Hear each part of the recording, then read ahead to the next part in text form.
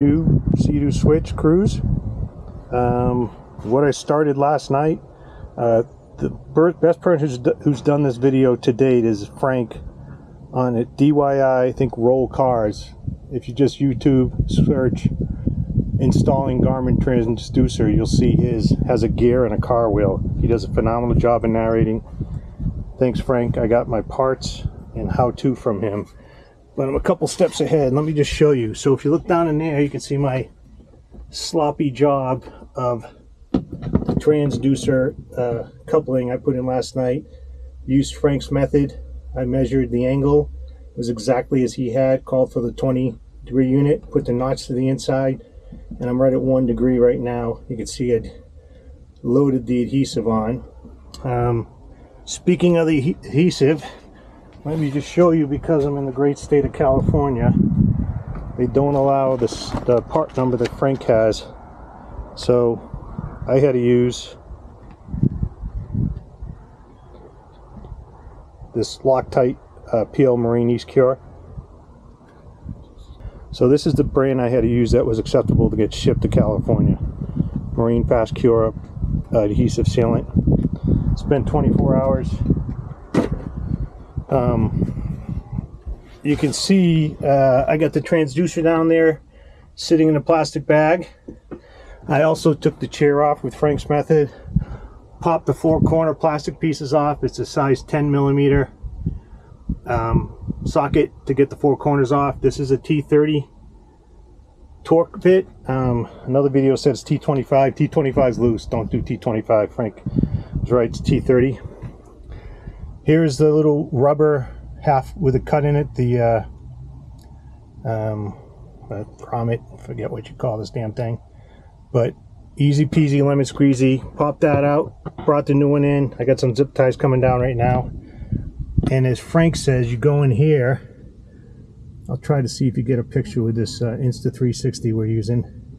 You run your hand along the steering cable, and then lo and behold, it pops right up through there. You can see it down there. There's my trickle charge I have for both batteries. And then also ordered the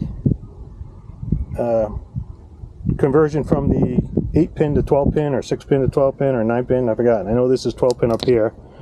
Also, per Frank's recommendation, got the dielectric grease. Put that on, but one thing I noticed is this thing doesn't stay. I'm going to put a piece of black electrical tape around this to hold it in place. And I'm about to undertake taking this part off and feeding it up.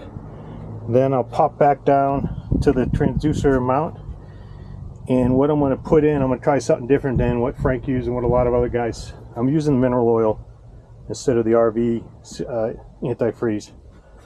We'll see how that goes. I'm going to pause for now and finish this up. Thanks. Here, this is the boot that I slipped the new cable through. I threw one zip tie here. I'm going to probably throw another one here. I used the white one, doesn't matter. And then when I pulled all the excess slack in the helm. I'll wrap that all up and zip tie that in a couple minutes. But we're close to being ready to pour mineral oil in. Well, hello again, friends. You're my friend now. This is the adapter that I pulled off of Frank's DIY YouTube channel. Got it on Amazon for only a couple bucks. I'm just throwing, I put dielectric grease in there, and I'm just throwing a couple wraps of electrical tape to make sure this thing stays together. Oh, and it's made in Taiwan. It's not made in China. So there we go. And we come over here. You can see this was a I already put the seat back on, by the way.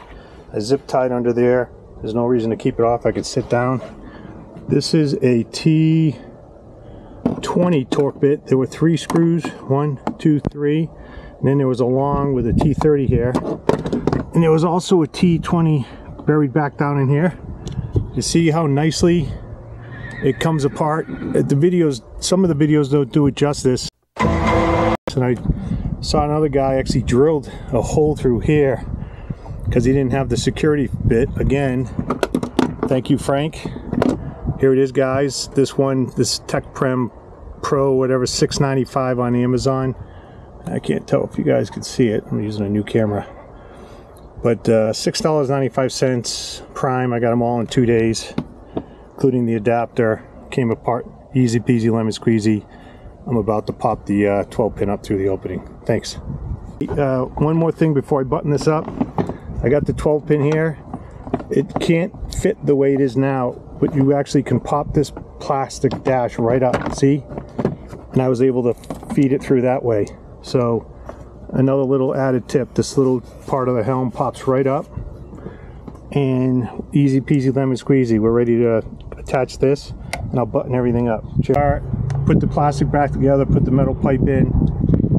We got a couple of what do I call these things, T20s that got to go in and hold this part. Again, this is that special type of bit. It's a security fitting. I'm going to come around the back side, put the one in down here. That you can't touch these screws unless you have that special bit. And again, Mr. Frank shows you all that. One more of the T30s going in right here. See, I almost dropped that. I will tell you, I think Frank gave a tip to put a cloth or something down when you're doing work on his battery video. I didn't have a cloth down on this, believe it or not. My DeWalt, let's switch to a T30.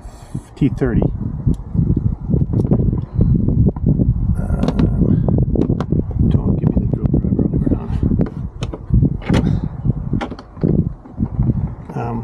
My DeWalt bit that I mount the hold on the front of my drill driver fell down inside the engine.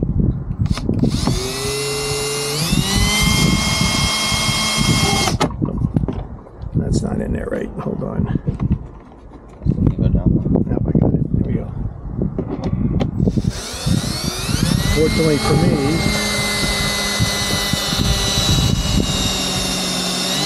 hold on. Pause tone.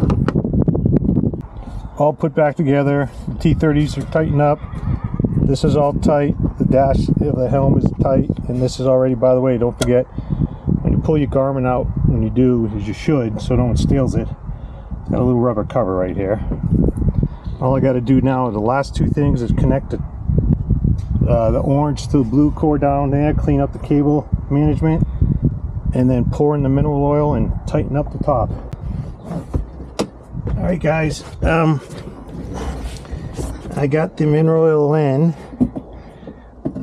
I'm tightening the bolts like a car opposite. Remember, it is plastic. I did put a little bit too much mineral oil in, so I got a little microfiber down there drying it up. I hope. I can see some places I didn't want it to go, so it is what it is. I'll try and clean that out, but I think these are pretty tight. I think we're pretty much done. I have the transducer in and tightened with mineral oil. Cords are, oh, I gotta put one more zip tie in here in the engine compartment. Tears back on with the plastic clips. T30 torqued in. Blue connector with its adapter is up through the Garmin, connected. The back's on the helm. All in all, I'd say maybe 2 hours. I tried to take my time. I did the coupling transducer mount the night before so it could sit for 24 hours. And I'm going aggressive. I put the mineral oil in. I'm not going to let it sit for a day and see if it doesn't go down. I'll try my chances. I'm pretty optimistic it's leak tight. And then I finished up everything else today. The instructions from the video of roll-on, I think roll-on was spectacular. I did this all with their help. And oh, by the way, I paid the dealer. This is a brand new cruise. I paid the dealer to do this, and shame on me. I got home and took it out on the water the first time last weekend. I won't tell you the dealer's name. And there was no transducer. I opened up the engine. I had to show him pictures. It's an hour and a half away. I said, I'm not coming an hour and a half. Credit me the money. I can do it. I've seen the videos, so it was easier me just doing it. I know it got done right. Anyways, have a nice night, guys. Safe boating.